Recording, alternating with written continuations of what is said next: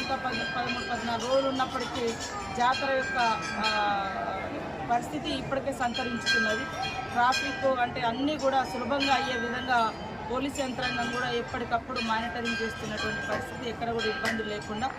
ఏదైనా చిన్న ఇబ్బందులు ఎక్కడైనా తలెత్తినా కూడా వెంటనే మరి మనకు ఆల్రెడీ సీసీ కెమెరాలతోటి మొత్తం నేషనల్ హైవే గట్టమ్మ అవతల అక్కడ మల్లంపల్లి నుంచి మరి ఇటు ఏటునాగరం వరకు కూడా సీసీ కెమెరాస్ కానీ ఈ మొత్తం జాతర ప్రెమిసెస్లో దాదాపుగా 500కు పైన సీసీ కెమెరాలను పెట్టి కూడా ఎప్పటికప్పుడు జిల్లా ఎస్పీ గారు సంబంధిత పోలీస్ అధికారులు మరి వాటి ద్వారా కూడా పర్యవేక్షణ చేస్తూ ఉన్నారు. కాబట్టి వచ్చిపోయేటువంటి భక్తులకు ఎలాంటి ఇబ్బందులు లేకుండా మేము కూడా ఎప్పటికప్పుడు అధికారులతో సమీక్షలు నిర్వహించుకుంటున్నాం.